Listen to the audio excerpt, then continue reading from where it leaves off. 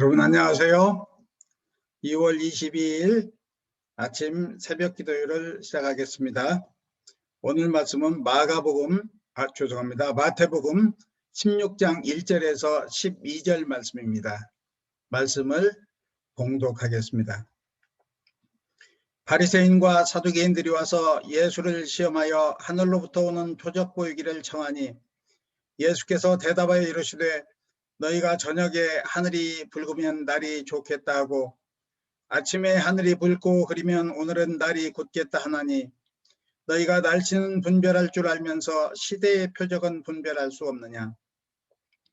악하고 음란한 세대가 표적을 구하나 요나의 표적밖에는 보여줄 표적이 없느니라 하시고 그들을 떠나 가시니라. 제자들이 건너편으로 갈새 떡 가져가기를 잊었더니 예수께서 이르시되 삼가 바리새인과 사두개인들의 누룩을 주의하라 하시니 제자들이 서로 논의하여 이르되 우리가 떡을 가져오지 아니하였도다 하거늘 예수께서 아시고 이르시되 믿음이 작은 자들아 어찌하여 떡이 없으므로 서로 논의하느냐. 너희가 아직도 깨닫지 못하느냐. 떡 5개로 5,000명을 먹이고 주운 것이 몇 바구니며 떡 7개로 4,000명을 먹이고 주운 것이 몇 광줄이었는지를 기억하지 못하느냐. 어찌 내 말한 것이 떡에 관함이 아닌 줄을 깨닫지 못하느냐. 오직 바리새인과 사두개인들의 누룩을 주의하라 하시니 그제서야 제자들이 떡의 누룩이 아니요 바리새인과 사두개인들의 교훈을 삼가라고 말씀하신 줄을 깨달으니라. 아멘. 오늘 말씀 보면 이 날씨의 분별 이야기가 나오는데 지난 12월 동안 우리가 겪은 그 강추위와 폭설로 인해서 단수 사태를 보면 이 거시적인 차원의 그 기후변화에 대한 인류의 분별력도 참으로 중요하다는 생각을 하게 되었습니다.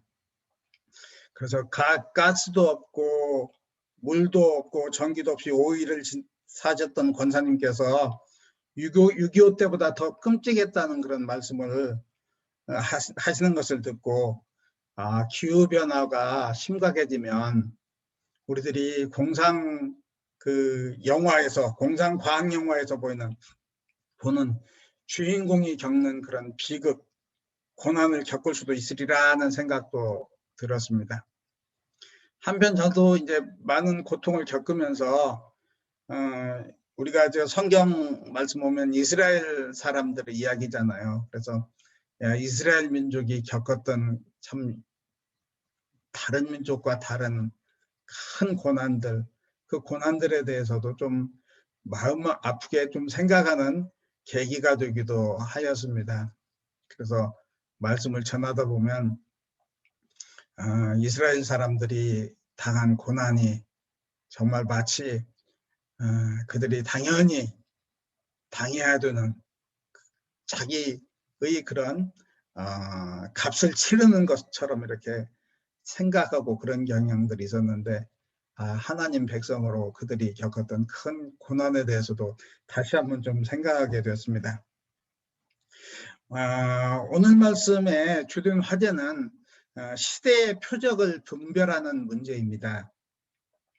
오늘 말씀에서 바리새인과 사두개인들은 예수님을 시험하기 위해서 하늘로부터 오는 그 표적을 보여주시기를 원합니다.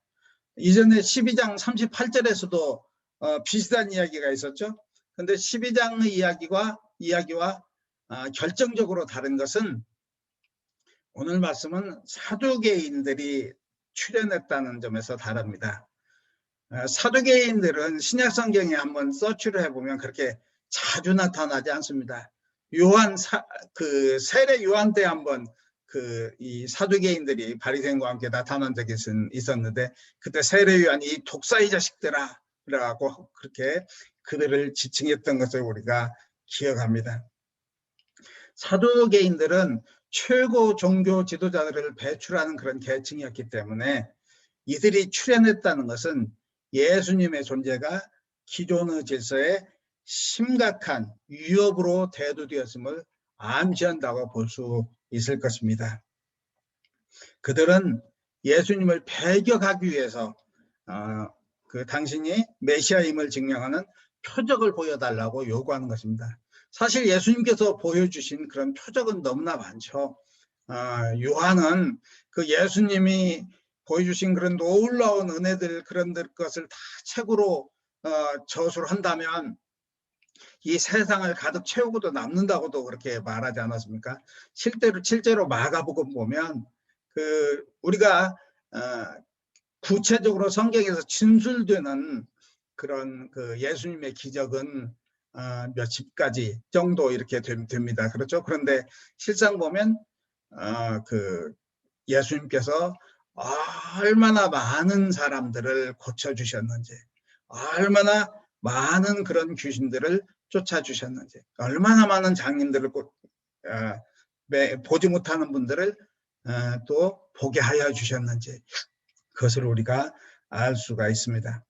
그렇게 많은 표적이 있음에도 불구하고 다시 표적을 보여달라고 이렇게 요구하는 것은 바로 불신의 태도이고, 그 다음에 예수님을 배척하고 배격하기 위한 그런 태도다, 이렇게 생각할 수밖에 없습니다. 그래서 예수님께서는 요나의 표적밖에 보여줄 것이 없다라고 말씀하시는 것입니다. 예수님께서 요나의 표적을 제시한 그 이유는 뭘까요? 저는 네 가지로 생각해 봤습니다. 첫째로는 이 시대의 인식, 즉 요나가 니느웨에 가서 그 예언할 때 40일이 지나면 이성은 망하리라라고 그러지 않았습니까? 예수님은 40년이 지나면 만일 이 예루살렘이 회개하지 않으면 망하리라라는 그런 시대 인식을 보여주고 있다, 이렇게 볼 수 있습니다. 두 번째로는 니느웨와 예루살렘, 그리고 요나와 예수님 대비죠. 요나는 왜 3일 동안 물고기 뱃속에 있었어야 됩니까? 하나님의 뜻에 반항하였기 때문이죠. 하나님의 명령을 저버렸기 때문입니다. 그런데 예수님은 하나님의 뜻에 순종하여서 오셔서 하나님의 사랑을 베풀어 주셨습니다. 그럼에도 불구하고 결국 죽임을 당하시는 것이죠. 니느웨는 그런 불성실한 어쩌면 예언자의 그 건성으로 하는 예언을 듣고도 회개해서 패망을 면했는데, 예루살렘은 하나님의 아들이 오셔서 회개를 가르쳐 주셨음에도 불구하고 회개하지 않음으로써 패망하였습니다. 세 번째로는 십자가의 필연성을 보여주는 것이다, 이렇게 볼 수 있습니다. 예수님께서는 요나의 표적을 얘기할 때는 이미 죽음을 예감하신 것이고, 그 다음에 이미 또 부활을 바로 알고 계셨다, 이렇게 생각할 수 있습니다. 1969년에 BBC에서 만든 Son of Man이라는 영화를 보면은 이 예수님께서 이렇게 성장기를 지내셨던 그 갈릴리 지역은 굉장히 정치적으로 굉장히 볼라타일하다고 그러나요? 굉장히 위험스러운 그런 지역입니다. 그래서 늘 그렇게 들판에는 십자가 꽂히고, 거기에는 십자가에 못 박혀 죽어가는 사람들이 있었고, 십자가에 못 박혀 죽어가는 사람들 밑에는 울부짖는 그런 부녀자들의 그런 어떤 슬픔이 있었습니다. 예수님은 그 장면들을 보면서 원수를 사랑하라고 말씀하시는 것입니다. 오른쪽 뺨을 치거든 왼쪽 뺨을 내밀이라고 얘기하시는 것입니다. 겉옷을 뺏어가면 속옷까지 주라고 말씀하시고, 오리를 가자면 심리를 가라고 말씀하시는 것입니다. 저는 이런 생각을 해봤습니다. 만일 예수님의 이런 평화의 메시지, 이것을 받아들여서 유대인들이 그렇게 예수님을 메시아로 인정하고 예수님의 평화의 메시지를 받아들인다면 예수님의 십자가도 없었을 것이 아닌가. 그렇다면 우리 구원은 어떻게 됐을까? 이런 생각을 해봤습니다. 그런데 그럴 리는 없다는 것입니다. 왜냐하면 로마 사람들은 예수님의 평화의 메시지에 상당히 흥미를 가진 것처럼 이렇게 보입니다. 아까 제가 말씀드린 선 오브 맨이라는 영화를 보면 이 폰티우스 필레이트가 총독이 날마다 그런 얘기를 원수를 사랑하라, 원수를 사랑하라 그 말을 이렇게 혼자 이렇게 느껴리고 있고 예수의 말이 재밌다는 것이죠. 실제로 예수님 보면서도 너 다 사랑하냐라고 그 영화에서는 그렇게 물어보기도 하거든요. 그런데 이 바리새인이나 사두개인들은 절대 예수님을 바리새인들은 자기들의 그런 종교적인 그런 지위를 위해서 사회적 지위를 위해서 그런 어떤 그 율법 위에 또 다른 율법을 만들어서 그다음에 그렇게 경건으로 자기를 과시하던 그런 사람들인데 예수님은 나는 제사보다 긍휼을 원하노라 라고 이렇게 말씀하십니다. 그리고 사두개인들은 사실은 이 사람들은 지극한 현실주의자이고 지극한 자유주의자입니다. 그러면서 결국 그 자기 자신의 그런 주의만을 이렇게 유지하기를 바라던 당시 최고 그런 권력자들이었습니다. 그들은 예수님의 그런 메시지에서 이미 어떤 성전을 벗어나는 그런 예수님의 그런 예배의 지향이 나타나고 있다는 것을 이미 알 수 있었고 예수님의 메시지에서 이미 결국 예수님을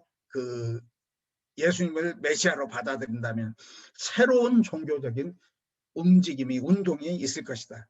결국 자기들의 존재 기반이 무너질 것이라는 걸 알 수 있었을 것입니다.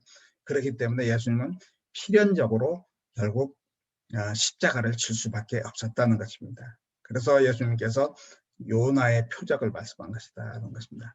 마지막으로 요나의 표적을 말씀하신 가장 중요한 이유 중에 하나는 십자가와 부활을 받아들이는 것이 그래도 예수님을 죽였다 하더라도 마지막으로 십자가와 부활을 받아들이는 것이 베드로가 그렇게 성령을 받은 다음에 설교에서 말씀하셨듯이 그렇게 십자가의 부활을 받아들였다면 그것이 그들의 마지막 찬스가 됐을 것이다. 라스트 찬스로서의 십자가의 부활을 인정하는 것의 중요성, 십자가와 부활을 바로 메시아의 표적으로 인정하는 것의 중요성을 강조하는 것이다 라는 것입니다.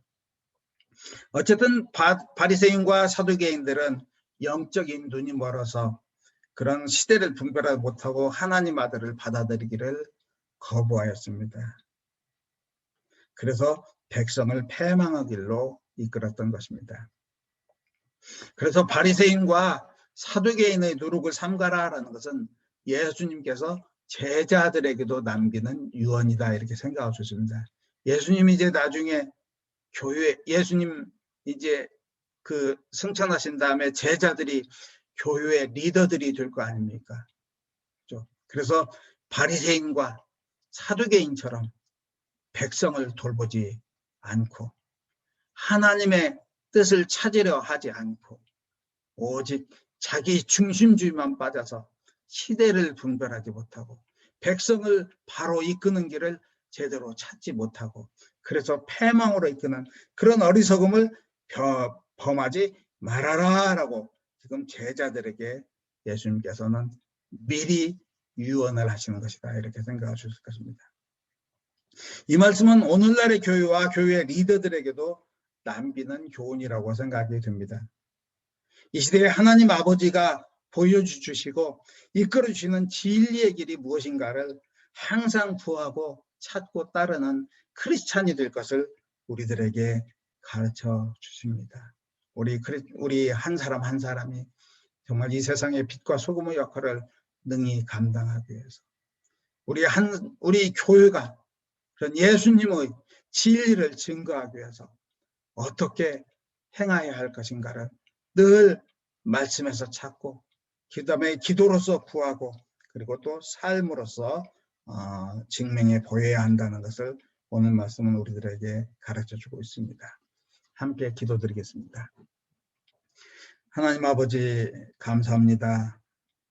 오늘 말씀을 통하여 저희들이 나아갈 길을 가르쳐 주심을 감사드립니다.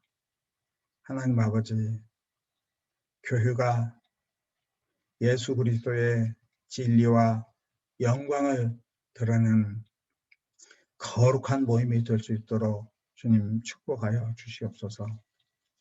하나님 아버지, 한국 교회가, 그리고 미국의 교회가, 그리고 우리 여신 한인 장로교회가 하나님 아버지 주님의 진리를 전하는, 아버지 주님의 진리를 실천하는 이 세상에 빛과 소금의 역할을 능히 감당할 수 있도록 축복하여 주시고, 우리 모든 성도님 한 분 한 분, 아버지 또 교회 아버지 장로님, 권사님, 집사님, 또 담임 목사님을 비롯한 우리 모든 목회자들 성령께서 항상 지켜주시고 인도하여 주셔서 참으로 하나님을 기쁘게 하는, 아버지 예수님을 온전히 따르는 아버지 주님의 자녀들로 축복하여 주시옵소서. 주님께서 함께해 주셨기를 간절히 바라오며 예수 그리스도 이름으로 기도드리옵나이다. 아멘. 예, 기도 제목을 함께 나누겠습니다.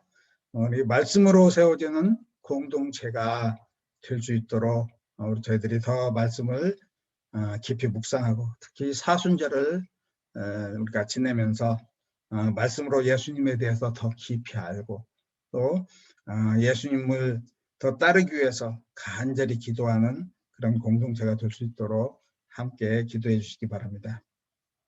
이 코로나 바이러스가 속히 종식되고 우리가 평상을 회복할 수 있도록 함께 기도해 주시기를 바랍니다. 그리고 다음 주일에는 우리 담임 목사님 위임식이 있습니다.